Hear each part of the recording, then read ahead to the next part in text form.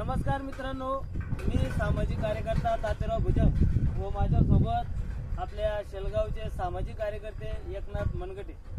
तर मित्रांनो, आज आम्ही त्यांच्या शेतामध्ये या ठिकाणी आलो असता तर त्यांनी एक खंत व्यक्त केली की फुलंब्रीपासून तर नाचेलवेलपर्यंत रस्त्याचं काम त्या ठिकाणी सुरू झालेलं आहे, पण नाचेलवेलपासून तर शेलगावपर्यंत रस्त्याचं काम इतकं खराब या ठिकाणी झालेलं आहे, गुडघ्यात गेले खड्डे या ठिकाणी पडलेले आहे। तर कुठेतरी शेलगावपासून तर नाचेलवेलपर्यंत या रस्त्याचं कामही या ठिकाणी चालू करण्यात यावं असं सर्व नागरिकांचं या ठिकाणी म्हणणं आहे। कारण आपण पाहू शकता, पाहू शकता की किती मोठमोठाले खड्डे या ठिकाणी पडलेले आहे, रोडाचे दगड या ठिकाणी वर आलेले आहे। तर कुठेतरी या रस्त्याने वापरताना बऱ्याच जणांचे ऍक्सिडेंट या ठिकाणी झालेले आहे।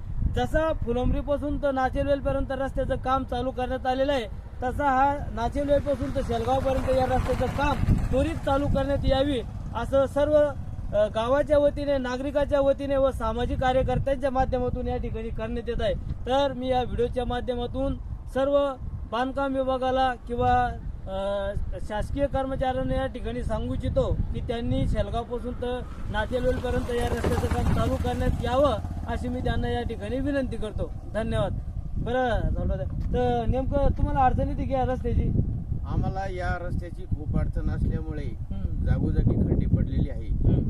तरी प्रशासनाला एकच विनंती आहे की त्यांनी तात्पुरती डागडुजी का होत नाही ही त्वरित करावी, कारण येथे अपघाताचे प्रमाण जास्त होत आहे। तर आता आपले एकनाथ भाऊ मनगटे यांनी सांगितलेलं आहे की हा रस्ता होईल तेव्हा होईल, पण तात्पुरती डागडुजी का व्हायना या ठिकाणी करून द्यावे, जेणेकरून या रस्त्याने जे ऍक्सिडेंट या ठिकाणी होत आहे हे ऍक्सिडेंटचं प्रमाण या ठिकाणी थांबेल। तर त्यांनी प्रशासनाला विनंती केली आहे की प्रशासनाने या रस्त्याची तात्पुरती डागडुजी करावी अशी सर्व गावकऱ्याच्या वतीने या ठिकाणी विनंती करण्यात आहे। आणि या विनंतीची प्रशासनाने दखल घेऊन त्वरित या रस्त्याची डागडुजी करावी अशी मी आपणास या ठिकाणी विनंती करतो। धन्यवाद। घ्या एक फोटो घ्या आमचा।